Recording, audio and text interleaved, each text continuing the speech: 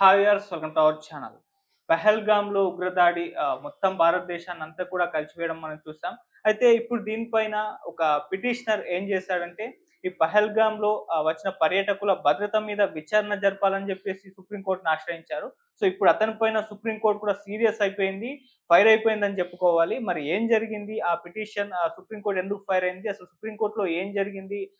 ఈ విచారణకు సంబంధించి ఈ అంశం మీద డిస్కస్ చేయడానికి ప్రెజెంట్ మనతో పాటు criminal court advocate V K Vijayalakshmi గారు ఉన్నారు. ఒకసారి వారితో మాట్లాడదాం. మేడం నమస్కారం మేడం. అసలు మేడం, పర్యాటకుల భద్రతకు సంబంధించి విచారణ జరగాలని చెప్పేసి సుప్రీం కోర్టులో ఒక పిటిషన్ ఏసారు ఒక పిటిషనర్. ఇప్పుడు ఇతని పైన సుప్రీం కోర్ట్ కూడా ఫైర్ అయినట్టుగా తెలుస్తుంది. సో, ఎందుకు ఫైర్ అయింది? ఏం జరిగింది మేడం సుప్రీం కోర్ట్‌లో? ఎందుకు ఫైర్ అయింది అంటే మనకి ఒకటే అమ్మా, ముంచేతి కంకణానికి అర్థం అవసరం లేదు. హ్మ్. ఎందుకంటే అది మనకి చూసుకుంటే కనిపిస్తుంది. ఓకే. సో దీన్ని మళ్ళీ అద్దంలో పెట్టి చూసుకోవాల్సిన అవసరం లేదు. హ్మ్. ఇక్కడ కరెక్ట్‌గా తెలుస్తుంది. దానికి ఎవరైనా ఆల్ ఆఫ్ సడెన్‌గా జరిగేదానికి భద్రత ఇవ్వాలి. ఏమైనా మోదీ గారు ఏమైనా కలగంటారా? ఈ టైంకి ఇక్కడ ఉగ్రదాడి జరుగుతుంది అని. అది అది తెలియకుండా జరిగింది కాబట్టి దానికి భద్రత ఏముండదు. అందుకని కోర్ట్ కూడా కొట్టి పారేసింది. హ్మ్. అవును. ఆయనకేమైనా తెలుసునా? కలగన్నాడా? హ్మ్. ఒకవేళ నిజంగా ఆయన మోదీ గారికి కల వచ్చి ఉండుంటే ఇది జరగకుండా ఆపేవాడు కదా! అవును. భద్రత ఏర్పరచడం ఎందుకు? రాకుండానే చేసేసేవాడు. మీరు రాకండి, ఇక్కడ రేపు ఉగ్రదాడి జరుగుతుంది అని.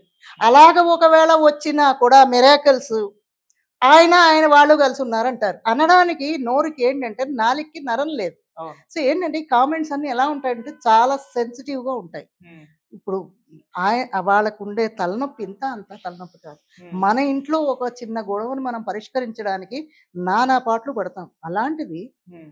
ఒక దేశం గురించి ఆలోచించి ఆ సమస్యకి పరిష్కారం చేయాలంటే వాళ్ళు ఎంతమందితోటి సలహాలు, సంప్రదింపులు చేయాలి. ఆయన ఓన్‌గా ఆలోచించాలి. ఇది కరెక్టా? కాదా? అని ఎఫర్ట్స్ పెట్టి చేయాలి. ఆయన డ్యూటీ ఆయన చేస్తున్నాడు.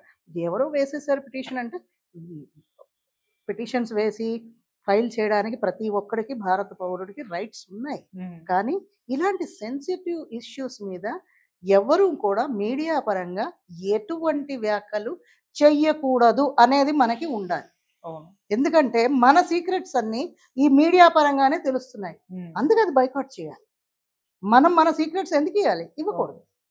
ఇవ్వకుండా ఉంటే వాళ్ళు ఏం చేస్తున్నారు? ఇంటెలిజెన్స్ వాళ్ళు ఉన్నారు. చాలా మంది ఉన్నారు డిపార్ట్మెంట్స్. వాళ్ళు వాళ్ళ పనులు వాళ్ళు చూసుకుంటున్నారు. వాళ్ళేం ఊరికే లేరు. సో, వాళ్ళ పని వాళ్ళు చేస్తున్నారు కాబట్టి మనం దాని మీద నో కామెంట్స్. ఓకే. సో, ఇప్పుడు మేడం మనం చూస్తూ వస్తున్నాం. అంటే ఉగ్రదాడి తర్వాత జరుగుతున్న పరిణామాలు అంటే ఒక యుద్ధ వాతావరణం అయితే నెలకొంది. సో, యుద్ధం వచ్చే అవకాశాలున్నాయని కూడా చెప్తున్నారు. అంటే చాలా మంది మొన్న రాజ్‌నాథ్ సింగ్ గారు కూడా మాట్లాడారు.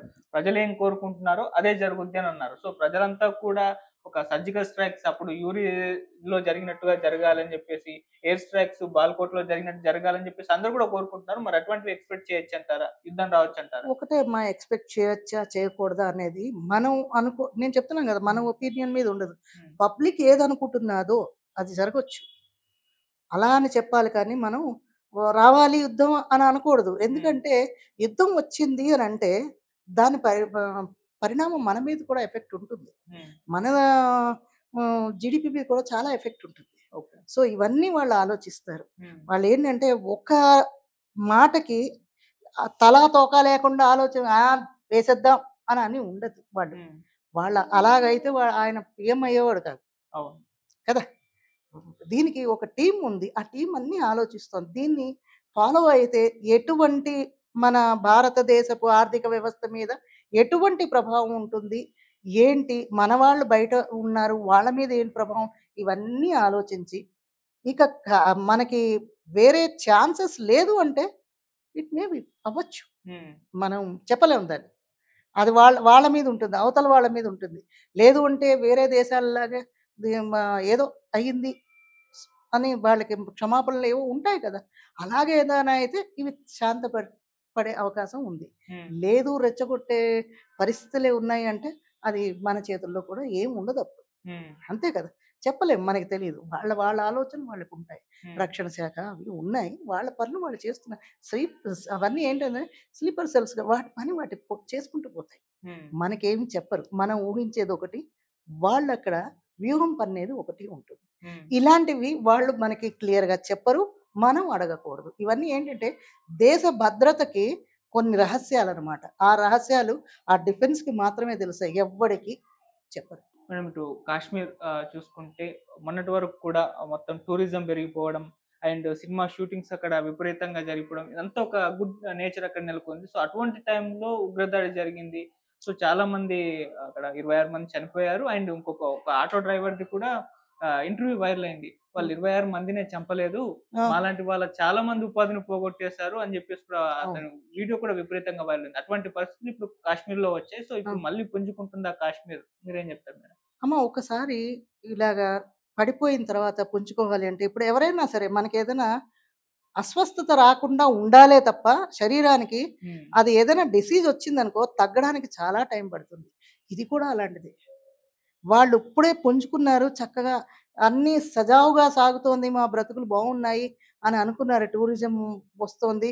నా ఒక ఒక 2, 3 నెలల టూరిజము మీద వచ్చే ఆదాయం వాళ్ళు సంవత్సరం పాటు నిల్వ చేసుకొని బతుకుతారు. హ్మ్.